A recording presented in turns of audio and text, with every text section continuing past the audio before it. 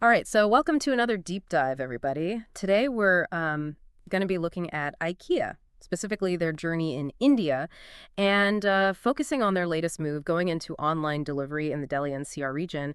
What's really interesting here, though, is the timing. IKEA first set up shop in India back in 2018, right? And now, like 7 years later, they're launching these online deliveries in Delhi-NCR, and they're doing this even before they've opened any physical stores there. So that's what we're going to unpack a bit today. Why would they do that? Especially in such a big market. Yeah, it's definitely an interesting approach for sure. When IKEA first entered India, they took a kind of a phased approach where they focused on a few key states at first, like Andhra Pradesh, Karnataka, Maharashtra, and Telangana. And this kind of gradual entry, it seems like a pretty deliberate strategy. Kind of let them test the waters, Yeah, and tailor their offerings to the, diverse Indian market. yeah, for sure. And what's interesting to me is that even with this, slow and steady approach, online sales already make up a pretty big chunk of IKEA's business in India. We're talking 30%. That's a big number. It tells me they're onto something, about the Indian consumer. Yeah, absolutely. It's more than just a statistic. It really reflects a larger trend that's happening in India right now. Mm. The whole rise of e-commerce, especially when it comes to things like furniture and home goods, is just undeniable. I think it shows that more and more Indian consumers are getting comfortable buying these things online. Factors like convenience, having a wider selection, and competitive pricing are probably all playing a role in this shift.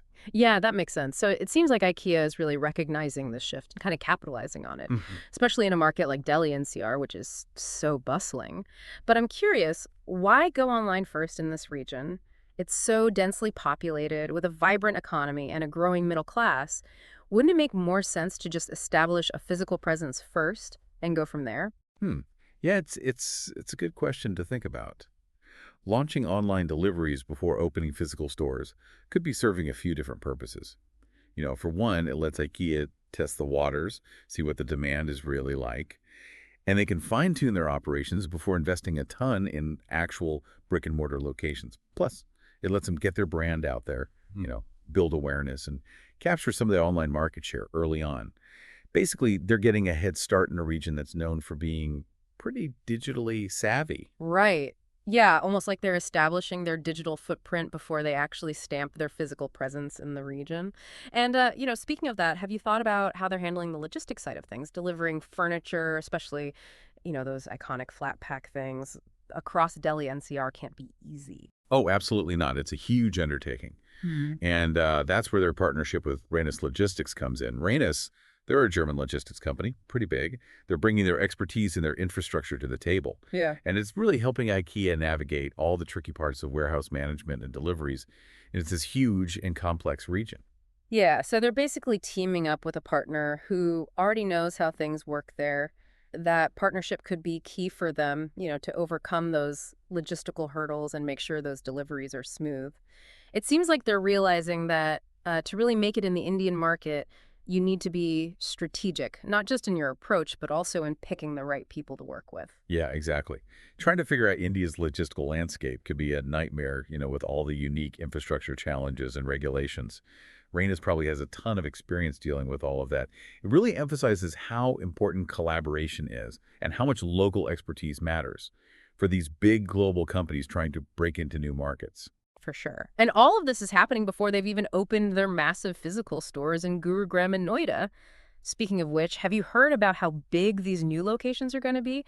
Just the Gurugram store alone is going to be 4 lakh square feet. Like, to put that into perspective, that's like 7 football fields, all dedicated to IKEA. Wow, that's huge. And you can't forget about the restaurant they're planning for the Gurugram store, too. A 1,000-seat restaurant, it's wild. It's clear that IKEA wants to create a destination, like an experience, not just a furniture store. It feels like they get Indian consumer behavior and how much people there want a holistic shopping experience. Yeah, it's not just about buying furniture. It's about really immersing yourself in the whole world of IKEA. From checking out the showrooms to grabbing some food, they're making it a whole day out. Yeah, it really shows how things are changing for retailers. It's not just about having like a store or a website anymore. It's all about creating this whole seamless experience that blends online and offline. So you can like browse online and order for delivery, or you can spend a whole afternoon wandering through their huge showrooms.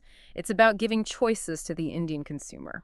Exactly. They're building a whole IKEA ecosystem. Hmm. And that 1,000-seat restaurant, I mean, that's not just about feeding hungry shoppers. Hmm. It's a way to get people to stay longer, to really soak in that whole IKEA experience. Mm. And, ultimately to spend more. Food is a really powerful way to build brand loyalty. IKEA knows that. Right, like come for the furniture, stay for the Swedish meatballs. But stepping back from IKEA for a second, what does all this tell us about the Indian market itself? What's attracting a global giant like IKEA to invest so much there? Well, I think IKEA's success so far, and their plans to expand even more. It shows a few key trends that are happening in India. First, the Indian consumer is changing. They're more demanding, Mm. They want quality, they want variety, and they want convenience. And second, there's a growing appetite for global brands and experiences. IKEA's success really suggests that Indian consumers are open to embracing international brands, especially ones that cater to their evolving tastes and aspirations. Right, and let's not forget about the sheer size and potential of the market. India has rapidly growing middle class, and they have more and more disposable income. That's a huge opportunity for any company, but especially for a company like IKEA. They offer affordable yet stylish home furnishings. Yeah, absolutely. IKEA is not just dipping their toes in the water. They're diving headfirst into the Indian market. Their investment in infrastructure, logistics, and these strategic partnerships, it shows that they have a long-term vision. They're not just there for a quick win. They're laying the groundwork for a lasting presence. Yeah, it's like they're planting a flag and saying, we're here to stay. But obviously, they're not entering a market where there's no competition. So, what does IKEA's arrival mean for the existing players in the Indian furniture and home goods sector? Well, IKEA coming in has definitely shaken things up. Yeah. It's put pressure on local brands to step up their game. We're seeing more competition, which is ultimately a good thing for the consumer. Local companies are having to innovate, improve their offerings, and offer more competitive pricing and services to keep up. Right, so it's a win-win situation for the Indian consumer. They get more choices, better quality, and potentially better prices too. But let's zoom out even further for a sec. Beyond just the furniture sector, what broader lessons can we learn from how IKEA is approaching India? What does it tell us about how global companies are navigating this complex and dynamic market? I think IKEA's strategy offers some really valuable insights. For any company, global or local, that wants to succeed in India, it's like a masterclass in patience, adaptability, and really understanding the local consumer. You can't just rush in. You need to build those strong partnerships, embrace e-commerce, and offer a compelling experience that resonates with the local culture. Yeah, it's like they've cracked the code on how to make it in a market as diverse and nuanced as India.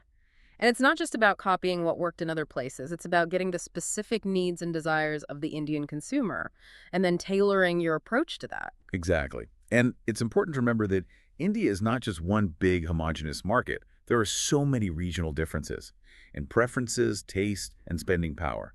A one-size-fits-all approach just won't work. Companies have to be flexible, willing to adapt their offerings and strategies to those specific regions and demographics. Right. So it's about being adaptable, responsive, and really keeping your finger on the pulse of the Indian consumer. Which actually brings us to a question for you, the listener. What stands out to you the most about IKEA's approach? Is it their focus on e-commerce? Or their phased rollout strategy? Or maybe their decision to launch those online deliveries even before they open any physical stores? We'd love to hear your thoughts. What did you find interesting in this deep dive into IKEA and India? But before we go, let's leave you with one last question to think about. Right. Think about the ripple effects of all of this. IKEA's impact in India, it's not just about selling furniture. It's going to have a much bigger impact on everything else that's happening there. How will their arrival change things for smaller furniture companies Hmm.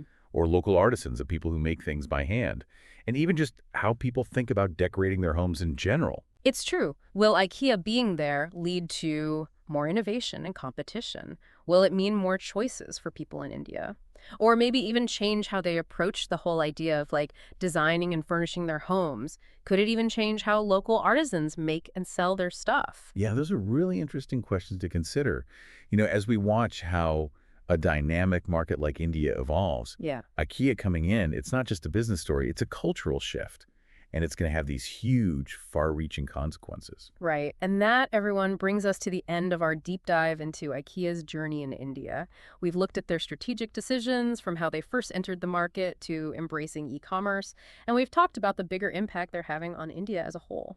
We hope this deep dive has given you some good insights and maybe made you a little bit more curious about the world of global business and how the Indian market is constantly changing. Yes. And until next time, keep exploring, keep asking questions, and keep those deep dives going.